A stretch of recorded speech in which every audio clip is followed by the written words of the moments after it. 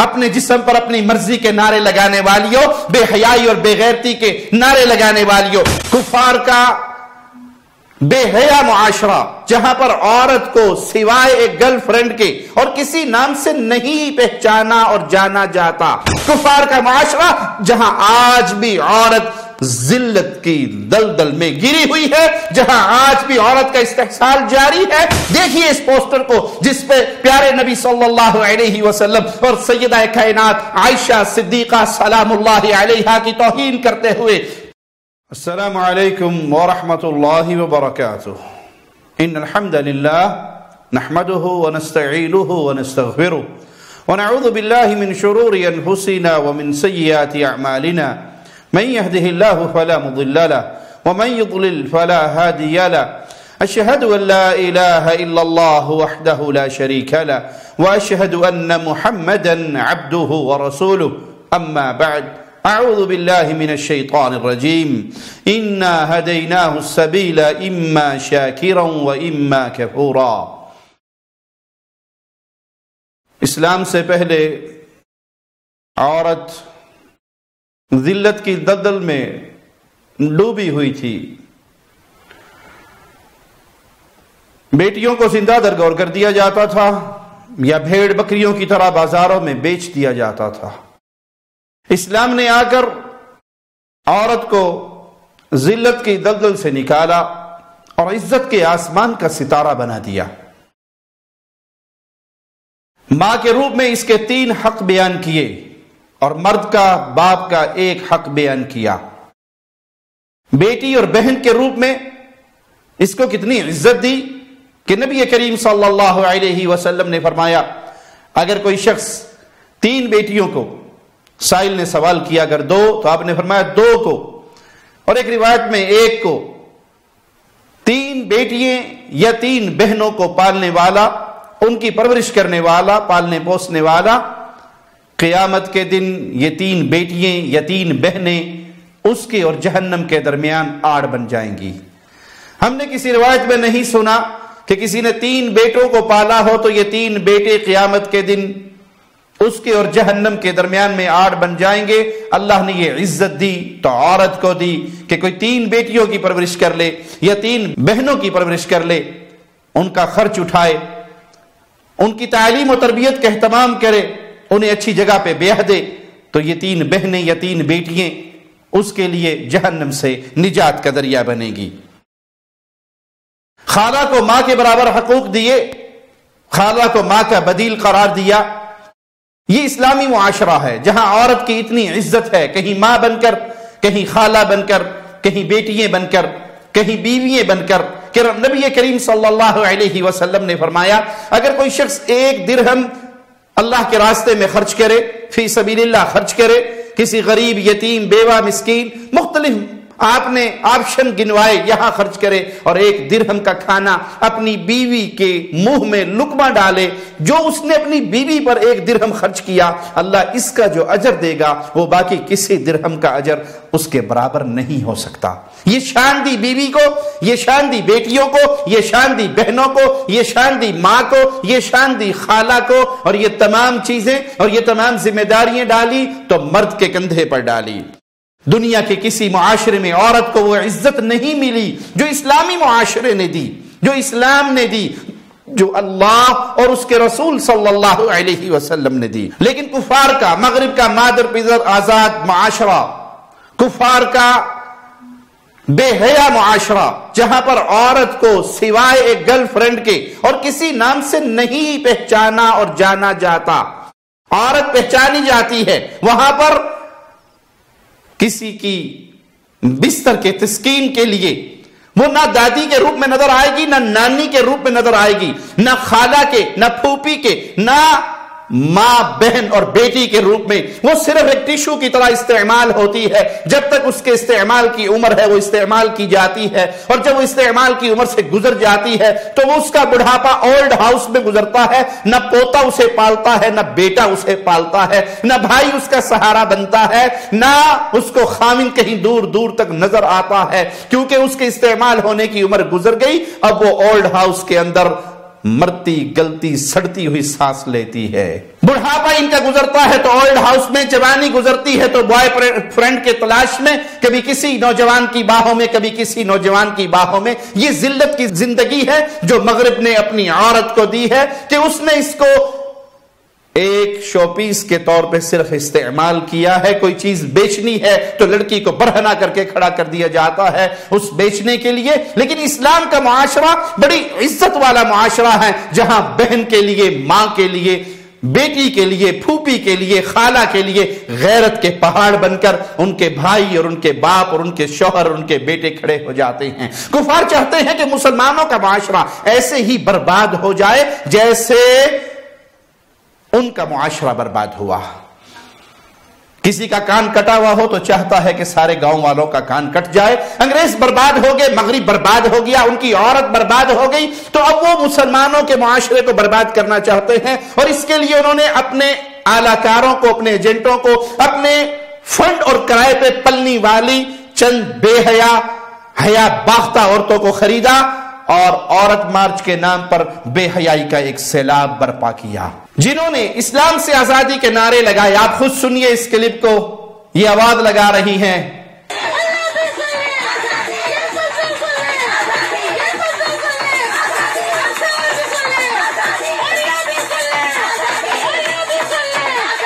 انا للہ و انا الیہ راجعون۔ اللہ اور اس کے رسول سے آزادی کا کیا معنی ہے کہ یہ اسلام کے چولے سے نکل کر کفر کی وادی میں جا کر زندگی گزارنا چاہتی ہے، جہاں نہ کوئی حلال حلال ہو، نہ کوئی حرام حرام ہو، کوئی تمیز نہ ہو، جانوروں کا معاشرہ ہو، جانور اور جنگل کا ماحول ہو، جو جس کا جی چاہے وہ کرتا رہے، مرد کا جسم اس کی اپنی مرضی، عورت کا جسم اس کی اپنی مرضی، وہ جس سے چاہے دوستی لگائے، جس سے چاہے راتوں کو اٹھ کر اپنے گھروں سے نکل جائے، کوئی اسے پوچھنے والا نہ ہو، کوئی اسے روکنے اور ٹوکنے والا نہ ہو۔ یہ ایسا معاشرہ چاہتی ہے جہاں نکاح کی بجائے زنا عام ہو، جہاں خاوند کی بجائے بوائے فرینڈ ہو، جہاں شادی کی روپ میں میاں بیوی کے رشتے کی بجائے ہم جس پرستی ہو، لڑکا لڑکے سے بدکاری کرتا ہوا نظر آئے اور عورت عورت کی ضرورت پوری کرتی ہوئی نظر آئے۔ ان کو ڈرایا جائے کہ ہم جس پرستوں پہ اللہ کا عذاب آتا ہے، قوم لوط پر اللہ کا عذاب آیا، تو سنیے اس مجرم کو یہ کیا کہتا ہے کہ یہ عذاب آتے ہیں تو آتے رہیں۔ یہ سمجھتے ہیں کہ ہومو سیکسولیٹی جو ہے اس کو لیگلائز کرنا چاہیے، لیگلائز کر دینا چاہیے۔ ہم لوگ 21 سینچری میں رہتے ہیں، یہ لڑکی سے لڑکا لڑکے سے پیار کر سکتا ہے، کر سکتا ہے۔ قائد اعظم نے ایک سیکولر اسٹیٹ بنایا تھا۔ سیکولر اسٹیٹ ایسا اسٹیٹ ہوتا ہے جس کے اندر دو انسان اپنی کنسرن کے ساتھ کچھ بھی کر سکتے ہیں۔ تو اگر لڑکیاں آپس میں اور لڑکے آپس میں یہ کریں گے تو قوم لوط پر بھی تو ایک عذاب آیا تھا، اس کے بارے میں علم ہے؟ بے شک آیا ہے۔ ہم پر بھی تو عذاب آ سکتا ہے، آ سکتا ہے۔ عذاب تو آنا ہے، قیامت ہے تو آنا ہی آنا۔ عذاب اگر آتا ہے تو آتا رہے، آتا رہے۔ آئیے قوم لوط پہ آنے والے عذاب کی کتاب اللہ کی آیات کی صورت میں ہم اس منظر کو اپنے سامنے رکھتے ہیں۔ فَلَمَّا جَاءَ أَمْرُنَا، جب ہمارا عذاب آ گیا، جب ہمارا حکم آ گیا، جَعَلْنَا عَلِيَهَا سَافِلَهَا، ہم نے ان کے اوپر والے حصے کو نیچے کر دیا، وَأَمْطَرْنَا عَلَيْهَا حِجَارَةً مِّن سِجِّيلٍ مَّنضُودٍ، اور ان پر ہم نے کنکریلے پتھر برسائے جو تہ بتہ ہو کر برسے۔ مُصَوَّمَةً عِندَ رَبِّكَ، تیرے رب کی طرف سے نشاندار تھے وہ پتھر۔ وَمَا هِيَ مِنَ الظَّالِمِينَ بِبَعِيدٍ، اور وہ ان ظالموں سے کچھ بھی دور نہ تھے۔ آج بھی کوئی وہ روپ دھارے گا، وہ کفر اور وہ بے حیائی کا بازار گرم کرے گا، تو یاد رکھو ظالموں سے یہ عذاب دور نہیں۔ اللہ جب چاہے ظالموں کو پکڑ کر یہ عذاب دے سکتا ہے۔ اور یہ ظالم کہتا ہے عذاب آتا ہے تو آ جائے، قیامت آنی نہیں، آتا ہے تو آ جائے۔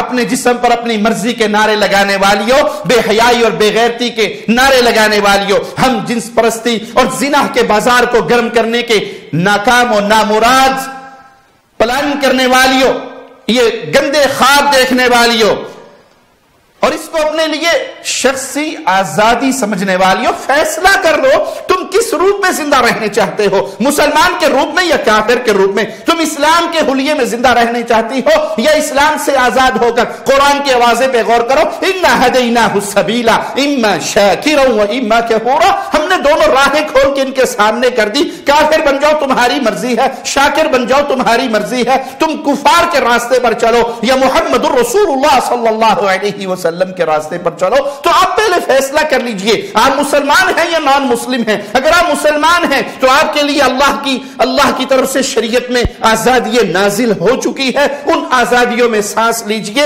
عورت کو جتنی آزادی اور جتنی عزت اسلام نے دی، عورتوں کے نام پر قرآن حکیم میں سورۃ نساء نازل ہوئی، عورتوں کے حقوق بیان ہو گئے، آزادیاں بیان ہوگی۔ اگر تم ان سے آزاد ہونا چاہتی ہو تو پھر جانور بن جاؤ، کفار کے راستے پہ چلتے ہوئے، اسلام سے لا تعلقی کا اعلان کر کے کافر بن کر پھر تم اما شاکرا و اما کفورا، جس راستے کو اپنانا ہے اپناؤ۔ لیکن اگر تمہارا دعویٰ ہے کہ تم مسلمان ہو، اللہ پر ایمان رکھتی ہو، تو پھر قرآن اور حدیث سے آزادی کی ڈیمانڈ کوئی مسلمان نہیں کیا کرتا، کافر ہی کیا کرتا ہے۔ اور اگر تم آزاد ہونا چاہتی ہو، اس سے اگلی آیت پر بھی غور کرو، کفار کے لیے پھر مولا کے پاس کیا ہے؟ اِنَّا أَعْتَدْنَا لِلْكَافِرِينَ سَلَاسِلَ وَأَغْلَالًا وَسَعِيرًا، یقیناً ہم نے کفار کے لیے زنجیریں، توق اور شعلوں والی آگ تیار کر رکھی ہے۔ مسلمان ہو، فیصلہ کیجئے، معاملہ تم تک لوٹتا ہے، فیصلہ اپنے ضمیر سے لیجئے۔ مسلمان بن کے رہنا چاہتی ہو تو قرآن اور سنت کے قید خانے کے اندر رہنا پڑے گا، پھر جنت کے اندر ہمیشہ کی آزادیاں ملیں گی۔ اس دنیا میں شریعت کس بات کی آپ کو اجازت دیتی ہے، اس کے مطابق زندگی گزارنی ہوگی۔ اور اگر مسلمان نہیں ہو تو پھر یہ دنیا کفار کے لیے جنت ہے، نہ ان کے لیے سور حرام ہے، نہ کتا حرام ہے، وہ جو چاہے کرے، جس سے چاہے تسکین لے، کیونکہ یہی دنیا ان کے لیے جنت ہے اور آخر تو ان کے لیے جہنم اور دہکتا ہوا عذاب ہے۔ اگر تمہیں اتنا ہی شوق ہے نان مسلم کے طریقوں پہ چلنے کا، اتنا ہی شوق ہے یہود و نصارہ کے اعلی کار بننے کا، جاؤ ان کے معاشرے میں جا کر آباد ہو جاؤ۔ اسلامی معاشرے کو برباد کرنے کی ناکام و نامراد کوششیں نہ کرو۔ کفار کا معاشرہ جہاں آج بھی عورت ذلت کی دلدل میں گری ہوئی ہے، جہاں آج بھی عورت کا استحصال جاری ہے، جہاں آج بھی عورت کے ساتھ ریپ ہوتا ہے، جہاں آج بھی عورت کو ظلم اور زیادتی کی چکی میں پیسا جاتا ہے، جہاں آج بھی صرف اس کو ایک نام گرل فرینڈ سے پہچانا جاتا ہے، اس معاشرے میں آباد ہو جاؤ، تمہیں کوئی نہیں روکے گا۔ اسلام کا چولا پہن کر پھر اسلام سے آزادی کے نعرے اللہ بھی سن لے اور رسول بھی سن لے، تو پھر سنو، اللہ اور اس کے رسول نے قوانین بیان کیے ہیں اور ساتھ اعلان بھی کیا ہے کہ ہم نے وَمَا خَلَقْتُ الْجِنَّ وَالْإِنسَ إِلَّا لِيَعْبُدُونَ، جن اور انس کو اپنی عبادت کے لیے پیدا کیا۔ اگر تم رب کی عبادت کے لیے پیدا ہوئی ہو تو یہ پردہ عبادت ہے، یہ حجاب عبادت ہے، یہ حیا غیرت عبادت ہے۔ اور اگر تم سمجھتی ہو کہ ہمارا اسلام سے کوئی لنک نہیں ہے تو پھر اسلام کے نام کو چھوڑ کر تم جو چاہو کرو، اس کا خمیازہ اس دنیا اور آخرت میں ضرور بھگتوگی۔ جس معاشرے میں ہم زندہ ہیں یہ اسلامی معاشرہ ہے۔ اسلامی معاشرے میں عورت ملکہ ہے اور مرد ہمیشہ عورت کا خادم رہا ہے۔ پیدا ہوا، چلنے پھرنے کے قابل ہوا، پڑھائی سے فارغ ہو کر روزگار پہ لگا تو پہلے دن سے یہ ماں کا خادم ہے۔ بڑا ہوا، نوکری پہ لگا، اس کو بہنوں کی فکر نے کھایا، یہ بہنوں کا خادم ہے۔ پھر کچھ اور بڑا ہوا، شادی کر لی تو یہ بیوی کا خادم ہے۔ اولاد ہو گئی، بیٹیوں کا خادم ہے۔ مرد تو ہمیشہ سے عورت کا ہی خادم ہے، وہ بیٹے کے روپ میں خادم ہے، وہ شوہر کے روپ میں خادم ہے، وہ بھائی کے روپ میں خادم ہے۔ وہ ایک ایک لمحے اپنی ماں، اپنی بہن، اپنی بیوی اور اپنی بیٹیوں کا حق ادا کرتے کرتے کرتے، ان کے لیے کماتے کماتے، ان کی عزتوں کی حفاظت کرتے کرتے یہ جہاں چھوڑ کر چلا جاتا ہے اور اس کی خدمت باقی رہ جاتی ہے۔ عورت مارچ کرنے والی یہ ظالم عورتیں، یہ بے حیا بے غیرتی کا لباس پہنی ہوئی، یہ اللہ اور اس کے رسول سے آزادی کے نعرے لگانے والی، یہ اللہ کی بھی گستاخ اور رسول اللہ صلی اللہ علیہ وسلم کی بھی گستاخ ہے۔ دیکھیے اس پوسٹر کو جس پہ پیارے نبی صلی اللہ علیہ وسلم اور سیدہ کائنات عائشہ صدیقہ سلام اللہ علیہا کی توہین کرتے ہوئے عبارت کیا لکھی ہوئی؟ میں 9 سال کی تھی، وہ 50 سال کا تھا، مجھے چپ کروا دیا گیا، اس کی آواز مسجد میں آج بھی گونجتی ہے۔ یہ پیارے نبی صلی اللہ علیہ وسلم کی گستاخی کرنے والی، یہ فرانس کے کفار کے یہود و نصارہ کے نقش قدم پر چل کر اسلام کا چولا پہن کر مسلمانوں کے اندر کھڑی ہو کر مسلمانوں کے پیارے نبی کو گالیاں دے رہی ہے، اس پیارے رشتے پر تہمتیں اور انگلیاں اٹھا رہی ہیں، اعتراض کر رہی ہیں، جو پیارا رشتہ عرش والے کی مرضی سے عائشہ کا محمد سے نکاح ہوا تھا صلی اللہ علیہ وسلم۔ ہمیشہ یاد رکھو مسلمان عورت کی تم کبھی بھی آئیڈیل نہ ہو، نہ ہوگی، نہ کبھی ہو سکتی ہو۔ مسلمان عورت کے لیے آئیڈیل فاطمہ الزہرا سلام اللہ علیہا ہے، جس نے علی سے کہا تھا رضی اللہ عنہ وارضا، علی فاطمہ کا جنازہ رات کے اندھیروں میں اٹھانا، اور اس لیے رات کو اٹھانا کہ فاطمہ کی غیرت برداشت نہیں کرتی کہ اس کی کفن کی چادر پر بھی غیر محرم کی نگاہ پڑ جائے۔ تم کہتی ہو دوپٹے اپنی آنکھوں پر باندھ لو، اور تم برہنہ ہو کر، باہیں کھلی ہیں، آدھا آدھا سینہ ننگا ہے، پیٹ ننگا ہے، گھٹنوں سے لے کے پاؤں تک ٹانگیں تمہاری برہنہ ہیں۔ تم پر تو رسول اللہ صلی اللہ علیہ وسلم کی وہ حدیث فٹ آتی ہے، میں نے جہنم کے 2 اصناف میں سے وہ لوگ ابھی تک نہیں دیکھے، ان میں سے ایک جو لباس پہن کر برہنہ ہوں گی، یا تو وہ لباس ایسا پہنیں گی کہ ان کے جسم کے بہت سارے حصے ننگے رہیں گے، یا وہ لباس اتنا باریک اور شفاف پہنے گی کہ لباس پہننے کے باوجود ان کا پورا جسم نظر آئے گا۔ تمہارے بارے میں تو اللہ کے نبی صلی اللہ علیہ وسلم نے پہلے خبر دے دی کہ یہ جہنمی گروہ ہے۔ عورتوں، جب تم اس طرح بے پرد ہو کر، بے حیا ہو کر باہر نکلتی ہو، پھر کہتی ہو ہمیں کوئی کیوں دیکھتا ہے؟ تمہیں اسلام نے عزت غیرت کا ایک روپ دیا تھا، تم نے اس روپ کو اتار پھینکا اور یہود و نصارہ کے نقش قدم پہ چل پڑی، ذلت تمہاری اسی دنیا کے اندر مقدر بن گئی۔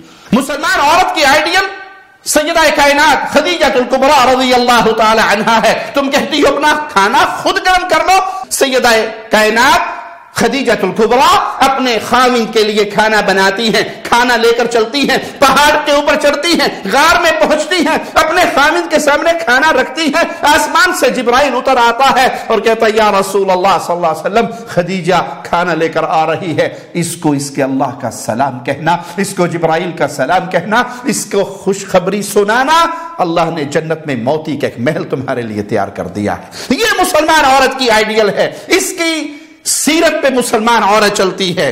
تم جیسی بے حیا مسلمان عورتوں کی آئیڈیل نہیں، تم خاوندوں کے خلاف بھڑکانے والی، وہ خاوند جو اپنی بیوی کو ملکہ بنا کر گھر میں بٹھاتا ہے، اس کے خرچے اٹھاتا ہے، اس کے زیور کی زکات بھی اپنے پیسوں سے ادا کرتا ہے، ہر خوشی کے موقع پر ان کو نئے سوٹ، نئی جوتیاں لا کر دیتا ہے، خود عید کے موقع پہ کبھی بناتا ہے تو بناتا ہے، اپنی بیوی کے لیے ہر موسم کا اہتمام کرتا ہے۔ تم خاوندوں سے توڑ کر، حقیقت میں تم ایک مرد کی غلامی سے نہیں توڑ رہی، بلکہ تم بے حیائی کے راستے پہ، اس راستے پہ چل پڑی ہو جہاں عورت ایک خاوند کی غلامی برداشت نہیں کرتی۔ یہ بے حیائی کا راستہ تم جیسی عورتوں کا مقدر ہے، مسلمان عورت کا یہ کردار نہیں ہے۔ مسلمان عورت اپنے خاوند کی خدمت کر کے جنت کماتی ہے۔ رسول اللہ صلی اللہ علیہ وسلم کا فرمان ہے جو عورت فرض نمازیں پڑھے، فرض روزے رکھے، عزت کی حفاظت کرے، خاوند کی اطاعت کرے، اللہ جنت کے سارے دروازے کھول کر کہے گا جہاں سے جی چاہتا ہے اے میری بندی جنت کے اندر داخل ہو جا۔ یہ جھوٹا پروپیگنڈا کرتی ہیں کہ ہمارے ساتھ ریپ ہو رہا ہے۔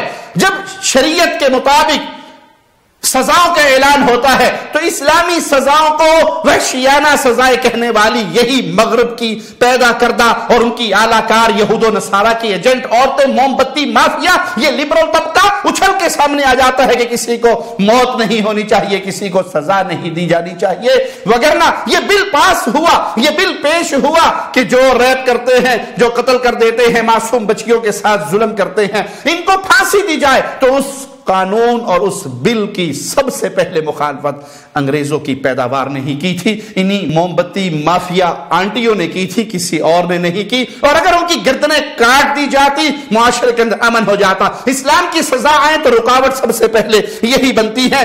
کیوں؟ کیونکہ ان کے مغربی آقا ان سزاؤں کو پسند نہیں کرتے۔ اور آخری بات کہہ کے بات ختم کرتا ہوں، یہ بے دین طبقہ، یہ لبرل طبقہ، یہ صرف اسلام دشمن ہے، ان کا کوئی اور کام نہیں سوائے اسلام دشمنی کے۔ اور یہ مسلمانوں کی مسجدوں میں جا کے ڈانس کرتے ہیں، مسلمانوں کی مسجدوں میں موسیقی کے پروگرام کرتے ہیں، کیونکہ انہیں نفرت اسلام سے ہے۔ کبھی مندر میں یہ کام نہیں کریں گے، کبھی گردوارے میں نہیں کریں گے، کبھی چرچ میں ان کے مذہب کے خلاف کوئی عمل نہیں کیا جائے گا. صرف مسلمانوں کے ساتھ اور اسلام کے ساتھ نفرت کرتے ہوئے یہ ایسے پروگرام کرتے ہیں. انہیں مولوی کی داڑھی سے نفرت ہے, یہودی اور سکھ کی داڑھی سے پیار ہے. انہیں مسلمان باپردہ عورت سے نفرت ہے, راہبہ کا پردہ انہیں بہت اچھا لگتا ہے. کوئی مسلمان اپنی شلوار کو, اپنے کپڑے کو ٹخنوں سے بلند کرتا ہے, سنت کے مطابق آدھی پنڈلی تک لے آتا ہے, تو انہیں بہت نفرت ہوتی ہے. لیکن انگریزوں کی تقلید کرتے ہوئے کوئی شارٹ ٹراؤزر پہن کر اگر گھٹنوں تک کپڑا بلند کر کے آ جاتا ہے تو اس کے اوپر مرنے مٹنے کے لیے تیار ہو جاتی ہیں, کیونکہ ان کی دشمنی صرف اسلام سے ہے. اسلام کی بھی دشمن, مسلمانوں کی بھی دشمن.